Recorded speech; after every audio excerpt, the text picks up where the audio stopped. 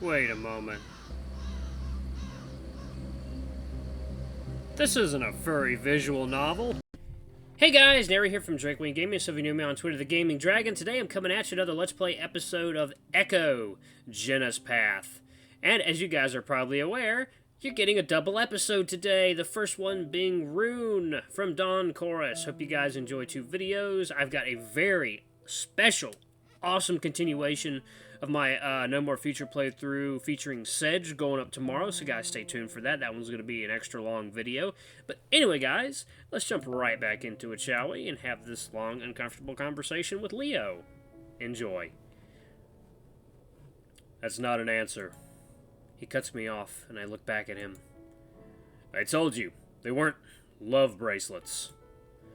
They weren't just about a relationship. They were about everything. Our friends, family, memories. Echo. I raised my voice above his, cutting him off this time. They were about Echo, Leo. We stand there for a while, and Leo's looking closely at me, expectantly, his ears tipped forward. His eyes pierced me like amber shards. It was always hard to look him in the eye during our arguments. What? Do I have to say it? Alright, fine. I fucking hate this place. Everything about it. It's been the most miserable goddamn place I've ever been. How many places have you even been? Enough to know that it's miserable. Most everyone here is old, obese, on welfare. Half of them are probably on meth. Leo pulls in a deep breath and blows it over my head. I can smell the bell peppers on his breath. No one likes it here, Chase. I mean, it was an anchor. I'm half laughing. Just looking at it made me feel like I was still tied to this town. I didn't need it reminding me of all that awful stuff. I know it was supposed to symbolize our being each other's rocks or whatever, but it stands for a lot more than that. But a lot of good things happened here, too. No one should forget where they come from. Sometimes I wish I could. At this point, Leo's deflated a bit, going into a slouch, his ears lowered. Wait, you said... was. You didn't get rid... No, I still have it. It's just in a drawer in my dorm room. Honestly, if it was anything else, like one of those infinity bracelets we saw, I wouldn't have trouble wearing it. Well, fuck, why didn't you say anything when we were buying them? I didn't know it was going to be a problem. Leo takes in a deep breath again before blowing it out, puffing out his cheeks this time. Puchika, otter. He puts a paw to his eyes and holds it there for a few seconds. It's a pose I'm pretty familiar with. Even though I haven't seen it in a few years, I met with a wave of memories, mostly of me frustrating or embarrassing Leo somehow. We decided on the anchors mostly because they looked pretty. Leo had referenced some wolf metaphor about roots and how we're always drawn back to them. Also some bullshit about how otters were great sailors, but really it was just the aesthetic. For some reason over the years, I'd begun to associate the anchor with being stuck in Echo. It was when I started connecting the anchor to Sydney that I'd taken it off. It was too much. Anyway, Leo brings me back to the present, and I focus back on him. What I was trying to say was that I'm still not okay with how you left. Leo, I said I was sorry, and I still am. Or how you stopped talking to me for a while. Okay, I was a kid. I thought I had a good tactic, like Jenna said, rip off the band-aid, you know? We did start talking again. It was more like you punching me in the gut than kicking me in the balls. The problem was that you didn't even give me a chance to say anything, or at least tell me why you broke it off. I stay silent for a while, then finally look up, setting my jaw. Like I said, I was young and dumb. I didn't know how to handle it. I can keep apologizing, or we can move on and make the most of this. We only have 1 week, and I want to have fun. Otters just want to have fun. Leo looks to the side, paws on hips, as if contemplating, then looks back at me with a smile.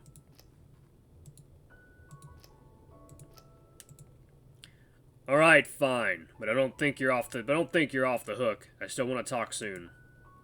Soon, just not right now. I stand there awkwardly for a few moments. Then, because it feels appropriate, I step in to give him a hug. He takes it willingly, and he's warm and strong. For a moment, I wonder why the hell I dumped this guy. Just then someone lays on the horn as they drive past us, pulling me out of my reverie.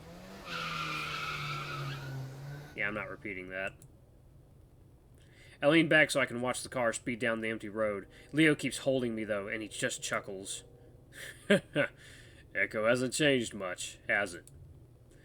Nope, it hasn't. As we're saying our goodbyes, I remind Leo about the shots I need of the lake. He says he'll talk to the other two about it after they leave. We all say our goodbyes before Leo, Carl, and Flynn take off. TJ takes his usual hour getting ready for bed, while Jenna does some schoolwork. By the time I'm finished brushing my teeth, I'm grateful to see them both in bed. I get under the covers next to TJ and lay there for about an hour, staring at the ceiling. Slowly, I slide out from under the covers, careful not to wake TJ. Quietly, I slip my jeans on and grab my jacket before heading out the door.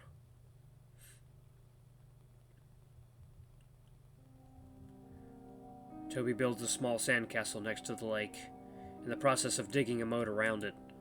Jenna drops a few twigs next to it before running off to find more decorations.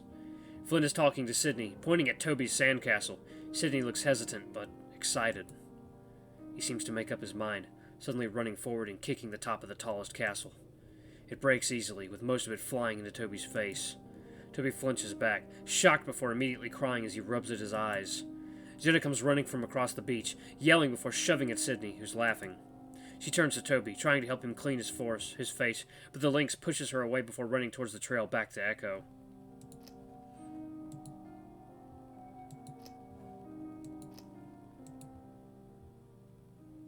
That's weird, really weird. Monday it is. I guess today is the big day. Yeehaw River feeds Emma Lake from the north. It's a farther drive than the lake itself, but it does have a few nice clearings along its edge. One of them has a few benches, and a rusted to hell public grill that I'm sure no one has used in decades. This is the place that we go. As we're unloading Leo's van, I decide to get the B-roll of the lake right away. It won't have much of a presence in the packet, so I'm just going to narrate over it later. The actual lake is only a few minutes walk from here. It's a bit difficult navigating around the sagebrush, and I know I'm going to have to check for ticks later. By the time I reach the lake, my friends are pretty far behind me, hidden behind a few bends and hills. I'm getting uncomfortable with the idea of me holding this camera while I navigate this terrain. It probably would have been better if Leo had just parked the car next to the reservoir while I got out to film, but I guess even that still wasn't okay. There's a large square of paved ground next to the parking lot. Now, several benches in a row. Let me redo that, guys. Sorry about that. There's a large square of paved ground next to the parking lot. Now, several benches in a row of brand new grills. Several lamps had been erected around the area too. Leo was right about the town trying to turn the reservoir into a recreational spot. I can actually see a few jet boats skimming through the water, leaving long trails of white behind them. There's even what looks like a feline of some sort fishing in the shallows. It would explain why the motel is still in business. Lake Emma is fairly small, only about 12 miles long and 5 wide. I look around before climbing to the top of a nearby hill and get my shots. Even with a few people there, it's still pretty quiet, aside from the train horns, and it's kind of eerie. I wrap up and start to quickly make my way back. It's hard to explain why I'm getting freaked out in broad daylight with people around. Either it's because of what happened all those years ago, or I'm just psyching myself out. I'm glad to hear my friends' voices again as I get closer. Then again, it sounds like they're fighting. Been acting like a dick all day. Be glad I came here at all. Apparently it would have been better if you hadn't. Maybe I should just fucking leave then. It sounds a lot more serious than our usual squabbles, so I quicken my pace. They seem to quiet down once they see me coming. TJ's off to the side, looking out over the river, occasionally throwing a rock into it. Carl sits in a lawn chair, one of 6 that have been set out in a semicircle. He has his chin on a fist as he lazily stares at me. Jenna and Leo both stand next to each other, looking at Flynn, who's got his back turned, rummaging through the cooler. Hey, what's wrong? Leo sighs. Nothing. You get your film? Yeah, I got it. Silence is still awkward, and I have no idea what the hell to do with myself. I finally realize that I'm still holding the camera and decide to put that away. Hey, I'm gonna go for a quick swim. Haven't been in the water in a while. When we first got here, I was completely disappointed to find that the motel didn't even have its own swimming pool. Being an otter, I like to swim at least once a day, if not more. At this point, it had been 3.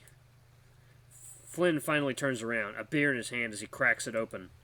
It was true that he'd been acting a bit strange today. He'd held the entire trip up by a few hours, and when he'd finally shown up, his eyes were bleary, and he seemed sluggish, like he'd been up all night. When we'd asked if he was all right, he brushed us off. Yeah, thanks for the help setting up, Chase. You're about as useful as this fat ass here. He swings the paw, holding the beer at Carl. Flynn. So enjoy that swim while I set everything out. Yeah, I will. Make my soda a diet while you're at it. I've had it with Flynn. He's souring the trip with his need to be an asshole. Go fuck yourself. I ignore him as I strip off my shirt and head to the riverbank. I pat TJ on the shoulder as I pass him before slipping into the water. We're currently in the middle of a drought that has lasted the past 3 years, so the water is low, only about 10 feet at its deepest. It's enough though, and God, it feels good. It's spring, so the water is pretty cold.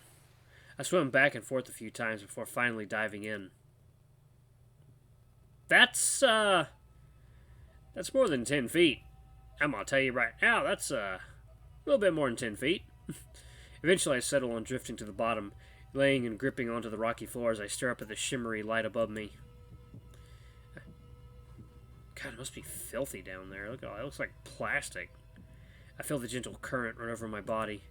It's nice to be away from all that tension above me. I feel isolated, alone, and for now, that feels good. Only I could really come down this deep. The others not being able to hold their breath as long, or being too little. I remember when we were young, I would give the others rides around the lake, being able to swim for nearly half a mile and back. Even Flynn, the asshole, had done it a few times. It was one skill I had that I was proud of, even if it was inherent to my species. It still made me somehow useful, or at least different from everyone else, in a good way. I had always felt like the odd one out in the group, as strange as it sounds. Where everyone else had a strong, distinct personality, I was just average. Sometimes I wonder if they were just friends with me because we all had to be when we were younger. This whole trip has kind of forced me to think back on all the memories I have of this place and my friends. They were always doing the cool things, being different, while I just sort of blended into the background. Even then I wanted to do something, to stand out somehow. That's what I'm trying to do here, I guess. It's been about 7 minutes, and I only know that because that's about as long as I can hold my breath. I decided I should go back up and help out, so I slowly let myself float back up towards the surface, trying to stay in the same spot. When I surface, it's pretty quiet. For a second, I wonder if everyone is just gone. Of course, that's ridiculous, and as I come over the embankment, everyone's there. Predictably, Flynn didn't get my food out, so I go to the cooler, grab a sandwich and soda before sitting in an empty chair next to Leo. Apparently, it was a good idea to bring lawn chairs, considering the tables looked like they were covered in a year's worth of bird shit. How was the swim? His tone is bitter and salty. He's not in his usual grumpy but good-natured mood. He's genuinely unhappy. What the hell is his deal? Amazing. I'm gonna have to come back here again sometime during the week. You lizard people don't understand. You hardly ever need water. It always scares the hell out of me when you're down there that long. I'm built for it. Remember when you'd give us rides? That was fun. Remember when you'd always scream like a girl when Chase would go too far out? Oh wow, I remember that now.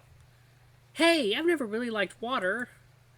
Anyway, Chase would do it on purpose. He knew I didn't like it out to a certain point. Carl looks at me. You know what was really cool was when you'd take us down for a dive. Oh yeah, Chase was like our own little submarine. I'm starting to get that otters are swimming clowns vibe again. Still, I kind of enjoy the attention. We'd get you to take us to the bottom so we could look for treasure. Leo makes air quotes around the last word. And you know, we probably would have found way more stuff if you guys hadn't been dragging me down. I remember when... Are we really fucking talking about this? Everyone turns to look at Flynn. His voice is low and dangerous. There's a chill in the air because we all know what he means. I was actually feeling pretty good about it at this point, like we crossed a bridge, being able to talk about it for once. Apparently we hadn't. Flynn? No, I'm serious. Do you think it's okay to fucking talk about this when the lake is just a quarter-mile that way? You know what, Flynn? I think we should. Isn't that part of the reason why we're here? No! If that were the case, we'd be over there. But we're here. And why is that? Everyone's quiet for a moment. I see TJ shrink into his chair, staring hard at his lap. Flynn, we came here because Chase needed footage. A change comes over Flynn. His face darkens and everyone senses it.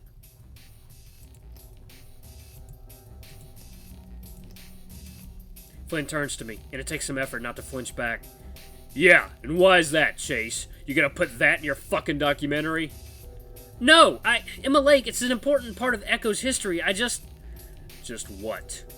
Flynn raises his brow ridge at me, and finally I just lower my eyes. This was a stupid fucking idea. You know what, Flynn? If you'd be a little more open, tell us what's on your mind, we'd be able to avoid a lot of this kind of stuff. Oh, you want to know what's on my mind? Flynn swivels and marches up to Carl. Alright, let's start with you. You're fat, lazy, no motivation, no future.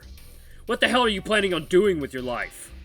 Sit here, waste away in Echo, mooching off your parents until you're dead? Carl stares back up at Flynn impassively, though he hunches in on himself a bit further. Flynn, don't do this right now. And you, thinking you're better than everyone else. I can tell, you think everyone in Echo is trash. Just because me and the others haven't left you where you think we're lower than you. Just because we don't have an education, we're a bunch of retards. Yeah? Well, you left your whole fucking family behind without even saying goodbye. You know what's even going on with them right now? What they're dealing with? Yeah, real fucking hero you are. You think Stop it, Flynn. Ah, our unquestionable leader. We wouldn't have been friends without you, would we? That's why you brought us here, right? So we could all bond? Or, wait, was it just you wanted to get into Chase's pants? Leo's ears fall flat. Probably. You've been a mess ever since he left, so let me be the one to tell you. It's over. It's fucking unhealthy. You're obsessed with him. Slowly his head turns to me, and I brace myself. And I can't imagine why. You, Chase, have the personality of a fucking rock. I wish you could see yourself. You just sit there like a creep, watching everyone, weighing everything that we say. And don't think I haven't caught the way you stare at all of us, like we're all objects to be collected.